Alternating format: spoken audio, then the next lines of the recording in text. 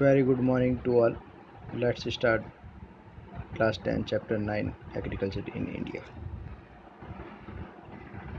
आज हम जो डिस्कस करेंगे हमारे इंडिया में किस प्रकार से खेती की जाती है, एग्रीकल्चर से रिलेटेड कौन कौन सी टर्म एंड कंडीशंस रिलीज़ की जाती हैं उनके बारे में डिस्कस करेंगे। तो फर्स्ट ऑफ ऑल हम डिस्कस कर लेते हैं इंट्रोडक्शन के बारे में।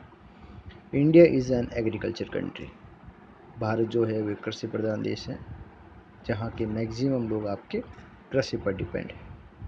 Second is approximately 55% population directly depend on agriculture field। Means 2011 के अकॉर्डिंग टोटल जो पॉपुलेशन है थी जो आपकी 121 करोड़ मतलब 1 to 1 करोड़, जिसका 55% जो आपकी पॉपुलेशन है वो आपकी डायरेक्ट डिपेंड है किस पर, एग्रीकल्चर फील्ड पर। Agriculture field and allied activities मतलब उससे रिलेटेड जो भी आपकी एग्रीकल्चर से रिलेटेड जो भी आपकी एक्टिविटीज़ हैं उसमें आपके 55% लोग इन्वॉल्व हैं आपके एग्रीकल्चर से फील्ड से related. In India agriculture is being done from around 7000 year ago from the time of Mohenjodaro civilisation. Mohenjodaro civilisation के समय से आप कह सकते हैं ज़्यादातर जो लोग हैं वो आपके एग्रीकल्चर फील्ड से इन्वॉल्व हैं, जो आपका लगभग 7000 ईयर से पहले का है। नेक्स्ट जो आपका पार्ट रहेगा वो आपके एग्रीकल्चर का कौन कौन से फॉर्म्स इंडिया में यूज़ किए जाते हैं, कौन कौन सी बेसिस से इनका प्रोडक्शन किया जाता है उसके बारे में डिस्कस करेंगे। तो उनको हमने वेरियस 2 पार्ट्स में डिवाइड किया है। First of all is basis of seasons, second is basis of uses. First देखें, आपको मैं डिस्क्राइब कर देता हूँ। सीजन्स मीन्स ऋतु के अनुसार, मतलब कौन कौन सी किस प्रकार। आप सभी जानते हैं इंडिया में आपके 3 टाइप्स सीजन्स अवेलेबल हैं, विंटर, समर, ठीक है, ये आपके 3 टाइप्स के सीजन्स अवेलेबल हैं, जिसमें सीजन्स के अकॉर्डिंग मैनी टाइप्स का आपका क्रॉप्स का प्रोडक्शन किया जाता है अलग अलग टाइम में। सर्दी के समय विंटर सीजन में आपका अलग होता है, समर सीजन में अलग प्रोडक्शन होता है और मानसून सीजन में आपका अलग प्रोडक्शन होता है। उनको हमने वेरियस पार्ट्स पे डिवाइड किया गया है। Second is basis of uses. अब हम किस प्रकार से क्रॉप्स को यूज़ करेंगे उसके बारे में भी इसमें डिस्कस किया गया है कि किस कौन सी क्रॉप्स को कौन से फील्ड में यूज़ किया जा सकता है, तो उनको भी हमने वेरियस पार्ट्स पे डिवाइड किया है। फर्स्ट डिस्कस कर लेते हैं बेसिस ऑफ सीजन। तो उनको हमने 3 पार्ट्स में डिवाइड किया। First is rabi, second is kharif, third is जायद। रबी का जो प्रोडक्शन स्टार्ट करते हैं वो करते हैं नवंबर दिसंबर के समथिंग, मतलब आप विंटर सीजन के समथिंग हम इनका सर्दियों में इनका प्रोडक्शन स्टार्ट करते हैं और इनका जो हार्वेस्टिंग कह सकते हैं या कंप्लीट होने का जो टाइम पीरियड कह सकते हैं वो मार्च के आप अप्रैल के समथिंग कह सकते हैं कि इसकी कंप्लीट हो जाती है, इसकी कटिंग शुरू हो जाती है। खरीफ का जो टाइम पीरियड रहता है वो आपका जून जुलाई के समथिंग स्टार्ट रहता है और नवंबर दिसंबर के समथिंग इसकी कटिंग कर दी जाती है। और जायद रबी और खरीफ के बीच का जो मिड जो पीरियड है आपका, जैसे कि मार्च टू जून, इसमें आपका जायद का प्रोडक्शन सक्सेसफुल आपका किया जाता है। अब इनके एग्जांपल्स की बात कर लेते हैं। एग्जाम में आपके देख लीजिए। First of all is rabi. Rabi के आपके example wheat, gram, oil seed. Kharif rice, maize, millet and zaid watermelon, musk melon and vegetables. Zaid के अंदर जितने भी आपके फ्रूट्स वेजिटेबल्स हैं वो सारे आपके जायद के अंदर आते हैं। Next is basis of uses के अकॉर्डिंग देखें तो इनको हमने 4 पार्ट्स में डिराइव किया है। First of all is food grain, second is commercial crop, third is plantation crop, fourth is garden crops. इनकी डेफिनेशंस आपको एग्जाम में पूछी जाती हैं, तो उनकी डेफिनेशंस आपको याद करनी है। इजी डेफिनेशंस हैं और उनके एग्जाम्पल्स आपको याद रखने हैं, मतलब नाम के अकॉर्डिंग आपको इनके एग्जाम्पल आप याद कर सकते हैं। First of all is food grain, such crops which are used for eating and form of food. मतलब वो क्रॉप्स कह सकते हैं जिसको आप यूज़ करते हैं किसके पर्पज से, ईटिंग के पर्पज से, मतलब जिसको आप फूड के फॉर्म में यूज़ कर सकते हैं, like rice, wheat and millet. और भी बहुत सारे एग्जाम्पल है बट ये आपके लिए ईजी रहेंगे। Second is commercial crop, such crops which are used for commercial purpose. Commercial का मीनिंग समझे, लाइक इंडस्ट्री, मतलब आप जिसको डायरेक्ट यूज़ नहीं कर सकते हैं, जिसको आप इंडस्ट्री के थ्रू आप यूज़ कर सकते हैं, कॉमर्शियल पर्पस के थ्रू आप लोगों तक उसको डिलीवर कर सकते हैं, like cotton, jute, rubber. Third is plantation crop, such crops which are used for drinking and industrial purpose. Plantation crops का मीनिंग भी यही है कि आप इसको इंडस्ट्रियल पर्पस के थ्रू तो यूज़ कर ही सकते हैं, इसके साथ में आप इसको ड्रिंकिंग के तौर पर भी आप यूज़ कर सकते हैं, like T, coffee and species. जो भी आपकी चाय, जो कॉफ़ी और स्पेसीज जैसे लाइक मसाले वगैरह जो भी आपके हैं वो रिलेटेड आप कर सकते हैं।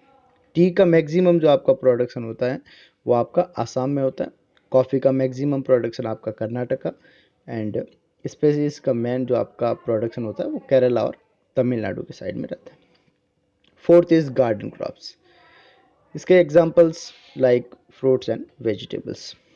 ये आपके टाइप्स हो गए, मतलब एक तो सीजन्स के अकॉर्डिंग, एक आपके यूजेस के अकॉर्डिंग। नेक्स्ट जो आपका पॉइंट रहेगा, नेक्स्ट पॉइंट में आपका एक पॉइंट ये है कि आपके चैप्टर में राइस की 3 वेराइटीज़ को मेंशन किया गया है। अलग अलग पीरियड में इनका प्रोडक्शन किया जाता है, जैसे मानसून पीरियड में अमन का प्रोडक्शन, विंटर के सीजन में ओस, एंड थर्ड ये समर के आपके पीरियड में बोरो का प्रोडक्शन किया जाता है। तो आप इनका सीक्वेंस याद रखिएगा कि आपके कौन कौन सी राइस की वेराइटीज़ अवेलेबल है इंडिया में, तो इनके नाम आपको ध्यान रखने हैं सीजन्स के according. Next is pulse crops. Pulse crops को भी हमने 2 पार्ट्स में डिराइव किया है, एक तो खरीफ हो जाएगी, सेकंड इज़ रबी। उनके एग्जांपल्स देख लीजिए। खरीफ लाइक मूंग, अरहर, उड़द, मोठ, ये जितने भी आपके हैं ये आपके पल्सिस क्रॉप्स तो हैं, मतलब दालें हैं, बट ये आपके रबी खरीफ में रखी गई है, ये आपको ध्यान रखना है। और सेकंड इज़ रबी, जिसमें आपके मसूर, ग्राम और पेस ये आपके रबी में रखी गई पल्सेस क्रॉप में। इनका प्रोडक्शन देखें, इनका प्रोडक्ट्स जैसे मान लीजिए ये सारा ओवरऑल जो आपकी पल्सेस हैं, दालें हैं, इनका इंडिया में मैक्सिमम कहाँ कहाँ प्रोडक्शन होता है, तो Punjab, Haryana and Rajasthan. Next point, production area in Rajasthan. Rajasthan में पल्सेस का प्रोडक्शन कहाँ कहाँ होता है, Ganganagar, Hanumangarh and Kota. Next point देखें, फर्स्ट आपने डिस्कस किया राइस के बारे में, सेकंड आपने पल्सेस के बारे में, थर्ड ये जो आपका पॉइंट ये कॉटन से रिलेटेड है, तो ये आपके एग्ज़ाम में पूछा जाता है। यहाँ पर मैक्सिमम जो आपका एक अलग टाइप का आपका कॉटन अवेलेबल है इंडिया में, जिसे अमेरिकन कॉटन के नाम से जाना जाता है। 50% फाइन फाइबर जिसे अमेरिकन कॉटन के नाम से जाना जाता है, producing in Punjab, Haryana and Rajasthan. मतलब अमेरिकन कॉटन का जो मैक्सिमम आपका जो प्रोडक्शन है वो पंजाब, हरियाणा एंड राजस्थान में होता है। राजस्थान में जो मैक्सिमम जो आपका प्रोडक्शन होता है इन अमेरिकन कॉटन का वो हनुमानगढ़ एंड गंगानगर में होता है। यहाँ पर आपका मेंशन नहीं किया गया है, आपको ये ध्यान रखना है कि राजस्थान के हनुमानगढ़ हनुमानगढ़ एंड गंगानगर में आपका अमेरिकन कॉटन का मैक्सिमम प्रोडक्शन होता है, ये आपको ध्यान रखना है। इंडिया के बेसिस से पूछे तो आपको 3 स्टेट्स के नाम ध्यान रखने हैं, पंजाब, हरियाणा एंड राजस्थान। एंड राजस्थान की बेसिस से पूछें तो आपको ध्यान रखना है हनुमानगढ़ एंड गंगानगर, ये आपको ध्यान रखना है। नेक्स्ट पॉइंट जो आपका रहेगा वो आपका रहेगा एक टेबल से रिलेटेड है, आपके बुक के अंदर पूरा मेंशन किया गया है, एज ए पैराग्राफ के फॉर्मेट में दिया गया है, तो मैंने ये आपका एक ईजी वे में क्रिएट कर दिया है। इजी वे में क्रिएट करने का रीज़न ये है कि आप इसको टेबल को याद कर लें। अगर आप इस टेबल को फॉर्मेट को अगर डायरेक्ट याद कर लेते हैं तो इस टेबल के फॉर्मेट के थ्रू आप पैसेज क्रिएट कर सकते हैं। पैसेज क्रिएट करने का आप बुक की हेल्प लें, आप पैसेज पढ़ें, और पैसेज में जो आपकी लाइन मेंशन कर रखी है वो एज इट इज़ आपकी इस टेबल में शो कर रखी है। ये तो मैं आपको एग्ज़ाम में आपकी किस प्रकार से क्वेश्चन बनेगा वो भी मैं आपको अभी बता दूंगा।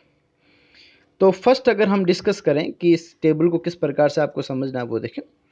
तो जैसा कि मैंने आपको रबी खरीफ की वैरायटीज़ के बारे में बताया कि कौन कौन सी टाइप्स आपकी रबी की अवेलेबल हैं, खरीफ की अवेलेबल हैं, तो वैसे मैंने आपको एज इट इज़ जो आपकी मेजर जो आपकी क्रॉप्स है, राजस्थान हो चाहे इंडिया हो जहाँ पर उनका प्रोडक्शन होता है, तो उनके अंदर कौन कौन सी जियोग्राफिकल कंडीशंस होनी चाहिए, मतलब उनके लिए सूटेबल एरिया कौन कौन सा होना चाहिए, उसके बारे में हम इसमें डिस्कस करेंगे। तो जियोग्राफिकल कंडीशंस का मीनिंग क्या होता है, जियोग्राफिकल कंडीशंस का मीनिंग होता है कि सूटेबल जो एरिया आपका रहेगा, जहाँ पर आपकी लाइक टेम्परेचर, जिसे तापमान, जैसे गर्मी, सर्दी, बारिश वगैरह, वो मेंशन किया जाता है। रेनफॉल एरिया कह सकते हैं, जहाँ पर ज़्यादा गर्मी है तो वहाँ पर बारिश क्या होनी चाहिए, ज़्यादा सर्दी है तो वहाँ पर बारिश का एरिया कितना कितना सेंटीमीटर होना चाहिए, और कौन कौन से आपकी सॉइल्स अवेलेबल हैं। तो उसकी 3 कैटेगरी के अकॉर्डिंग हमने उनको डिराइव्ड किया गया है। तो इस टेबल के अंदर आप क्या क्या मेंशन करेंगे, फर्स्ट ऑफ ऑल कौन से क्रॉप से रिलेटेड हैं। सेकंड, आप डिस्कस करेंगे कि जो क्रॉप्स आपने डिस्कस कर रहे हैं वो कौन से टाइप से रिलेटेड हैं, चाहे वो रब्बी है, खरीफ है, जायद है, उसके बारे में डिस्कस करेंगे। एंड थर्ड, आप देखें टेम्परेचर, तो टेम्परेचर क्या क्या होना चाहिए, तापमान उसका क्या होना चाहिए, उसके लिए सूटेबल जो आपका टेम्परेचर रहेगा वो क्या रहेगा। एंड नेक्स्ट आप देखेंगे रेनफॉल क्या होनी चाहिए सेंटीमीटर में, आपकी जो एनुअल जो रेनफॉल है, यहाँ पर मंथली रेनफॉल आप नहीं कह सकते, यहाँ पर एनुअल जो रेनफॉल है वो आपकी सेंटीमीटर में क्या होनी चाहिए, आपके कौन कौन से स्टेट में मैक्सिमम इनका प्रोडक्शन होता है, कौन से डिस्ट्रिक्ट में इनका मैक्सिमम प्रोडक्शन होता है, और कौन सी सॉइल उनके लिए सूटेबल रहेगी। तो हम डिस्कस कर लेते हैं। फर्स्ट जो हम डिस्कस करेंगे वो आपकी जो रहेगी वो वीट रहेगी। कौन सी रहेगी, वीट रहेगी। तो वीट के लिए जो आप सभी जानते हैं, वीट जो है वो आपकी एक रबी क्रॉप है। कौन सी क्रॉप है, रबी क्रॉप है, जिसके लिए जो सूटेबल जो आपका टेम्परेचर रहेगा वो रहेगा आपका 10 डिग्री सेल्सियस से लेके 25 डिग्री सेल्सियस। ये आपको ध्यान रखना है। फिर देखें नेक्स्ट जो आपका पॉइंट रहेगा रैन, तो रैन के देख लिए देखें 25 सेंटीमीटर टू 75 सेंटीमीटर, ये आपके लिए सूटेबल रेनफॉल रहेगी। नेक्स्ट पॉइंट देखें स्टेट्स के लिए, इसके कौन कौन से आपके मैक्सिमम वीट का प्रोडक्शन होता है इंडिया के अंदर। तो सबसे ज़्यादा जो आपका वीट का मैक्सिमम जो आपका प्रोडक्शन होता है वो होता है यूपी, हरियाणा, पंजाब, एमपी, यहाँ पर आपका मैक्सिमम प्रोडक्शन होता है। राजस्थान में कहाँ कहाँ मैक्सिमम प्रोडक्शन होता है, तो वो देखें गंगानगर एंड हनुमानगढ़। तो आपको ध्यान रखना है। इसे गंगानगर को हाउस ऑफ व्हीट के नाम से भी जाना जाता है, मतलब आप अन्न का घर कह सकते हैं या गेहूं का घर कह सकते हैं, आपको ये ध्यान रखना है। इसके लिए जो सूटेबल जो सॉइल रहेगी वो रहेगी आपकी लाइट क्ले सॉइल, ये आपको ध्यान रखना है। तो देखिए एक बार वापस डिस्कस करें, वीट के लिए जो आपकी टाइप रहेगा वो आपका रबी टाइप रहेगा। टेम्परेचर जो रहेगा वो आपका 10 डिग्री सेल्सियस से 25 degree Celsius, rainfall 25 centimetre to 75 centimetre, states UP, Haryana, Punjab, MP, districts Ganganagar and Hanumangarh. Soil जो आपकी सूटेबल रहेगी लाइट क्ले सॉइल। नेक्स्ट जो हम डिस्कस करेंगे वो आपके करेंगे राइस क्रॉप्स के बारे में। तो आप सभी जानते हैं राइस जो आपकी क्रॉप्स है वो एक खरीफ क्रॉप्स है आपकी, जिसकी जो सूटेबल जो आपका टेम्परेचर है वो 20 degree Celsius to 25 degree Celsius रहेगा, जिसके लिए सूटेबल जो आपकी जो रेनफॉल रहेगी वो 75 सेंटीमीटर टू 200 सेंटीमीटर रहेगी। और इंडिया में मैक्सिमम जो राइस का प्रोडक्शन होता है वो आपका वेस्ट बंगाल, आंध्र प्रदेश एंड यूपी में आपका मैक्सिमम प्रोडक्शन होता है। और राजस्थान में वीट का जहाँ पर मैक्सिमम प्रोडक्शन होता है वहीं पर आपका राइस का मैक्सिमम प्रोडक्शन होता है। तो वो कौन कौन सी है देखें, गंगानगर एंड हनुमानगढ़। और इसके लिए जो आपकी सूटेबल जो सॉइल रहेगी वो आपकी लाइट क्ले सॉइल रहेगी। तो एक बार डिस्कस करें वापस। राइस आप सभी जानते हैं खरीफ क्रॉप है। नेक्स्ट देखें, इसके लिए सूटेबल जो आपका टेम्परेचर रहेगा वो आपका 20 सेल्सियस से लेके 25 सेल्सियस के बीच में रहेगा। सूटेबल जो इसकी सॉइल रहेगी 75 सेंटीमीटर टू 200 सेंटीमीटर। मैक्सिमम जो प्रोडक्शन होता है वो वेस्ट बंगाल, आंध्र प्रदेश एंड यूपी में होता है, यूपी उत्तर प्रदेश में। राजस्थान के अंदर गंगानगर, हनुमानगढ़। और इसके लिए जो सूटेबल जो आपकी सॉइल रहेगी वो आपकी रहेगी लाइट क्ले सॉइल। थर्ड देखें, डिस्कस करते हैं मेज़। मेज़ आप सभी जानते हैं जिसे हिंदी में मक्का के नाम से जाना जाता है। तो इसके लिए जो आपकी आप सभी जानते हैं मेज़ जो है वो आपकी एक खरीफ क्रॉप है, ये आपकी खरीफ क्रॉप है, जिसके लिए सूटेबल जो आपका टेम्परेचर चाहिए वो आपका 12 डिग्री से लेके 35 डिग्री सेल्सियस तक चाहिए। सूटेबल जो इसकी जो आपकी रेनफॉल है वो 50 सेंटीमीटर टू 100 सेंटीमीटर। मैक्सिमम मेज़ का प्रोडक्शन कर्नाटका, जो आपका मक्का का जो प्रोडक्शन होता है जो आपका कहाँ पर होता है, एक्चुअली बुक में तो आपके आंध्र प्रदेश, कर्नाटका एंड राजस्थान दे रखा है, बट अभी की रिपोर्ट के अनुसार मैक्सिमम जो आपका मेज़ का जो प्रोडक्शन होता है वो आपका कर्नाटका में होता है। तो आप ऊपर नीचे कर सकते हैं, उसमें कोई प्रॉब्लम नहीं। आंध्र प्रदेश, कर्नाटका, राजस्थान, और राजस्थान के अंदर मैक्सिमम जो इनका प्रोडक्शन होता है वो होता है कोटा, बूंदी एंड बारा। इसे बरन नहीं पढ़ेंगे आप लोग, इसे हमेशा बारा के नाम से ही पढ़ा जाता है, तो आप थोड़ा ध्यान रखें। और इसके लिए जो सूटेबल जो आपकी सॉइल रहेगी, मेज़ जो हर बार एग्जाम में पूछा जाता है, बोर्ड एग्जाम इनके बारे में पूछा गया है कि मेज़ के लिए सूटेबल सॉइल कौन की है, तो आप ध्यान रखिएगा रेड एंड येलो सॉइल जो आपकी है, जो आपका कह सकते हैं प्लेट्यू जो रीजन है आपका, जो आपका कहाँ पर है, साउथ ईस्टर्न राजस्थान पर लोकेटेड है। ध्यान रखिएगा कहाँ पर लोकेटेड है, साउथ ईस्टर्न राजस्थान के साइड में लोकेटेड है, जो आपके कोटा, बूंदी और बारा डिस्ट्रिक्ट्स के अंडर हैं। ये आपको ध्यान रखना है। फोर्थ आप डिस्कस करें, फोर्थ जो आपका रहेगा मिलेट, जिसे बाजरा कहा जाता है। मैक्सिमम जो राजस्थान के जो लोग हैं वो बाजरा यूज़ करते हैं आज भी। लगभग राजस्थान के 65% जो लोग हैं वो मिलेट का यूज़ करते हैं। 65 to 75% जो लोग हैं वो आपका किसका यूज़ करते हैं, मिलेट का यूज़ करते हैं, बाजरा यूज़ करते हैं मैक्सिमम आपका जो भी रूरल जो एरिया रहता है वहाँ पर। तो आप सभी जानते हैं मिलेट जो है वो आपकी खरीफ टाइप का क्रॉप है, जिसके लिए जो सूटेबल जो टेम्परेचर है वो 20 डिग्री से 30 डिग्री है। ध्यान रखिएगा ये 35 डिग्री है, ये आप सी लिखा हुआ, ध्यान रखिएगा गलती नहीं करें, 25 to 35 डिग्री सेल्सियस है। नेक्स्ट जो है वो आपका जो, अगर रेनफॉल के बारे में डिस्कस करें तो वो हो जाएगा आपका 40 centimetre to 60 centimetre. Maximum India में यहाँ इनका कहाँ कहाँ प्रोडक्शन होता है, तो first is Rajasthan, Maharashtra and Gujarat. और राजस्थान में इनका मैक्सिमम प्रोडक्शन होता है बाड़मेर एंड जोधपुर में। इसके लिए जो सूटेबल जो सॉइल रहेगी वो आपकी रहेगी लाइट क्ले सॉइल। कौन सी रहेगी, लाइट क्ले सॉइल। नेक्स्ट जो डिस्कस करेंगे शुगर कैन के बारे में डिस्कस करेंगे, जिसे गन्ने के नाम से भी जाना जाता है। शुगर कैन आप सभी जानते हैं कौन से टाइप्स की आपकी क्रॉप्स रहेगी, वो एक खरीफ टाइप की क्रॉप्स है, जिसके लिए सूटेबल जो आपका टेम्परेचर रहेगा वो 15 सेल्सियस टू 40 सेल्सियस तक रहेगा, जिसके लिए सूटेबल जो आपकी रेनफॉल है वो 100 टू 200 सेंटीमीटर। इंडिया में मैक्सिमम जो प्रोडक्शन है यूपी, महाराष्ट्र एंड कर्नाटका, ये आपको ध्यान रखना है।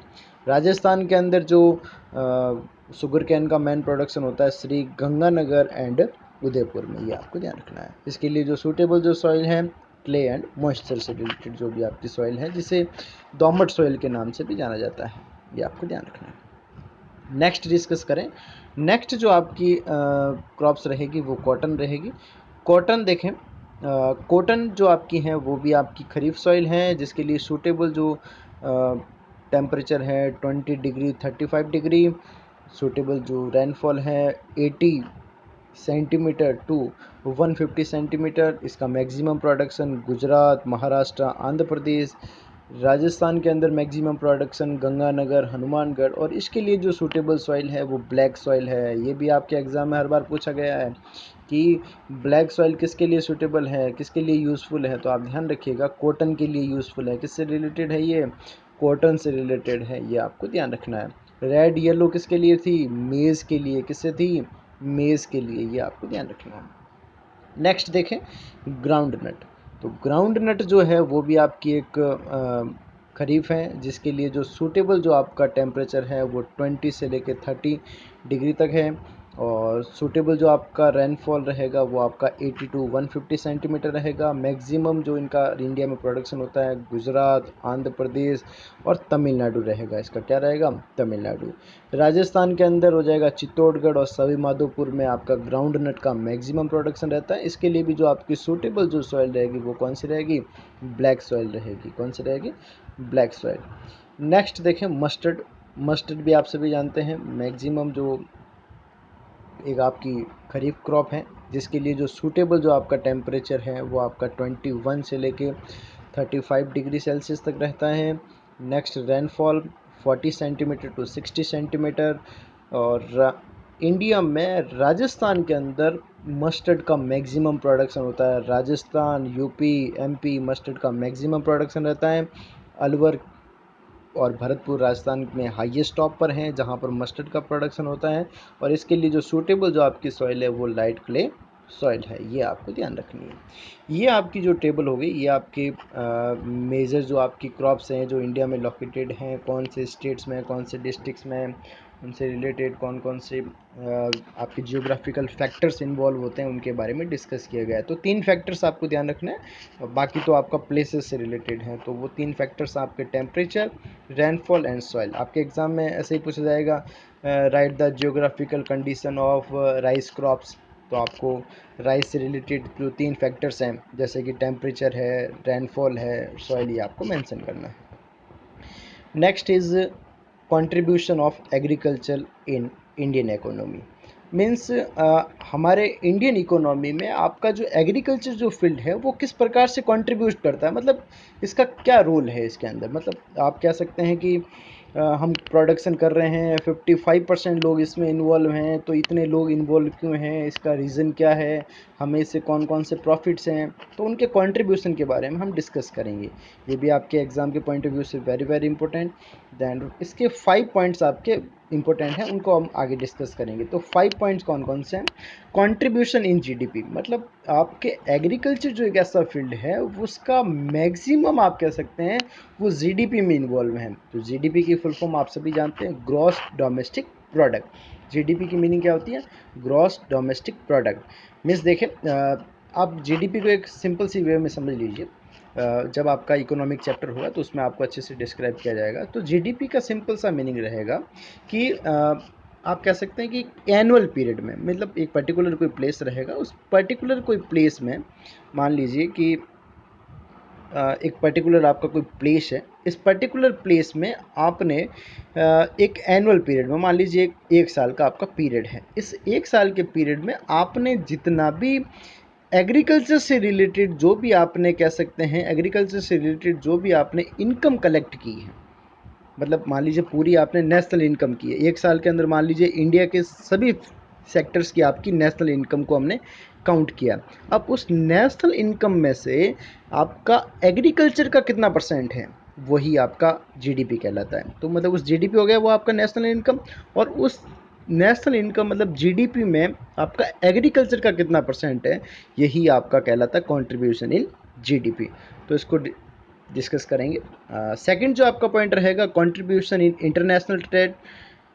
ये ध्यान रखिएगा, इंटरनेशनल ट्रेड है, ये थोड़ा मिसप्रिंट हो गया है यहाँ पर। ये इंटरनेशनल ट्रेड है आपका, क्या है ये, इंटरनेशनल ट्रेड है ये आपका, ध्यान रखिएगा। इंटरनेशनल ट्रेड मतलब आपके जो आप कह सकते हैं अंतर्राष्ट्रीय व्यापार कौन कौन से हैं उससे बारे रिलेटेड आप डिस्कस करेंगे। Third is a source of employment. ये आपके एम्प्लॉयमेंट मतलब ये आपको रोज़गार प्रोवाइड करवाएगा, मतलब ये आपको एक स्रोत है एक प्रकार का जो आपको क्या प्रोवाइड करवाएगा, एम्प्लॉयमेंट। ये मैक्सिमम लोगों को एम्प्लॉयमेंट देगा, रोज़गार देगा।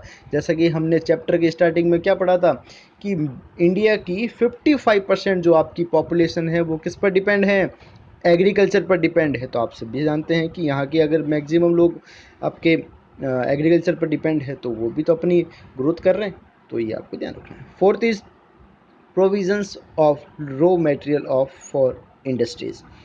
ये जैसे मान लीजिए जैसा कि मैंने आपको यूजेस के अकॉर्डिंग आपको मैंने क्रॉप्स के टाइप बताए थे, तो यूजेस के अकॉर्डिंग जो मैंने आपको क्रॉप्स के टाइप बताए थे उसके अंदर क्या था कि एक आपका पॉइंट था कॉमर्शियल क्रॉप्स। तो कॉमर्शियल क्रॉप अगर है, मान लीजिए आपने किसी प्रकार का कॉटन है या रबर है उसका आपने प्रोडक्शन किया, तो आप डाइट तो आप यूज़ कर नहीं सकते। अब डाइट यूज़ नहीं करेंगे तो अब उसके लिए आपको क्या स्टेबलाइज करनी पड़ेगी, इंडस्ट्री से आपको उसको रिलेट करना पड़ेगा, तो उसको लिंक करना पड़ेगा। तो उसके लिए आपको क्या करेंगे, जितना आप इनका प्रोडक्शन करेंगे तो उतना ज़्यादा आपको क्या होगा, इंडस्ट्री में ग्रोथ होगा, और इंडस्ट्री में ग्रोथ होगा तो आपकी जीडीपी में भी ग्रोथ होगा, जीडीपी में ग्रोथ होगा, इंटरनेशनल जो आपका ट्रेड है वो भी आपका इम्प्रूव होगा। नेक्स्ट जो आपका है एम्प्लॉयमेंट, वो भी आपका एम्प्लॉयमेंट होगा। तो इंडस्ट्री में भी इसका यूजेस है। फिफ्थ पॉइंट जो आपका है वो रहेगा मार्केट फॉर इंडस्ट्रियल प्रोडक्ट। अब देखें, जितने ज़्यादा जो लोग हैं 55% हो या आने वाले समय में ज़्यादा हो या कम हो, जितने ज़्यादा लोग अगर इस खेती में या इस एग्रीकल्चर फील्ड में या इससे रिलेटेड जो एलाइड जो एक्टिविटीज़ हैं, इससे रिलेटेड जो एक्टिविटीज़ हैं, चाहे वो आपका अदर एक्टिविटीज़, लाइक एक एग्जांपल दे देता हूँ, जैसे फिशिंग है या आपका और भी एग्रीकल्चर से रिलेटेड जो एक्टिविटीज़ हैं, उससे रिलेटेड जितना इनमें डेवलपमेंट होगा, जितना इसमें इम्प्रूवमेंट होगा, तो उससे आपके इंडस्ट्रियल प्रोडक्ट जो होंगे, मार्केट से रिलेटेड जो होगा, जैसे कि क्योंकि आप सभी जानते हैं कि बहुत ही कम समय में मैक्सिमम प्रोडक्शन करना चाहते हैं हम सभी, बहुत ही कम समय में मैक्सिमम प्रोडक्शन करना चाहते हैं, तो उसके लिए आपको क्या चाहिए? टेक्निक्स चाहिए। तो टेक्निक्स जो होगी वो आपको कौन प्रोवाइड करवाएगा? मार्केट प्रोवाइड करवाएगा। लाइक एक एग्जांपल, ट्रैक्टर। पहले ट्रैक्टर यूज़ नहीं किया जाता था, अब उसका ट्रैक्टर का यूज़ किया जाता है, तो उससे आपकी क्या हुआ? इम्प्रूवमेंट हुआ। इम्प्रूवमेंट किस में? एक तो आपका टाइम में सेविंग रह गया और आपकी जो इकोनॉमी है वो आपकी स्ट्रांग हो गई। अब पॉइंट को समझो। Contribution in GDP, agriculture and allied activities largely contribute in GDP of India. मतलब वही जैसे कि एग्रीकल्चर है और उससे एलाइड जो एक्टिविटीज़ हैं वो आपकी लार्ज कंट्रीब्यूट करती हैं किसमें? जीडीपी में। In the year 2015-16 agriculture contributed 15.35% in GDP. मतलब 100% का जो आपका जीडीपी रहा है एनुअल का, उसमें से 15.35% सिर्फ और सिर्फ किसका? आपका एग्रीकल्चर और से रिलेटेड आपकी एलाइड एक्टिविटीज़ का। नेक्स्ट जो आपका पॉइंट है वो रहेगा contribution in international trade in contact in the world, in contact to world agriculture products India contribute 2.07 in export. मतलब पूरे वर्ल्ड का जो हम एक्सपोर्ट करते हैं, मतलब जो हमारे यहाँ पर जो प्रोडक्शन होता है एग्रीकल्चर से रिलेटेड जो माल तैयार होता है, पूरे वर्ल्ड का 2.07% हम क्या करते हैं? एक्सपोर्ट करते हैं, भेजते हैं, निर्यात करते हैं दूसरे कंट्रीज़ को। ये आपको ध्यान रखना। अब वो कौन कौन सी मेजर आपके आइटम्स हैं जिनको अपन एक्सपोर्ट करते हैं, तो लाइक देखें कौन कौन सी हैं? T, sugar, oil seed, tobacco, species, fresh fruits and rice. ये आपके मेजर आपके आइटम्स हैं, आपके एग्रीकल्चर प्रोडक्ट्स हैं जिनको एक्सपोर्ट किया जाता है आपके इंडिया से।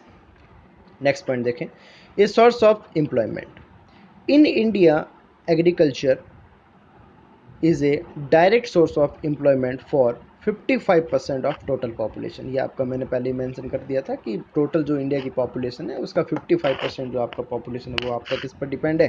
डायरेक्ट डिपेंड किस पर है? एग्रीकल्चर पर। फोर्थ पॉइंट देखें, provisions of raw material for industries.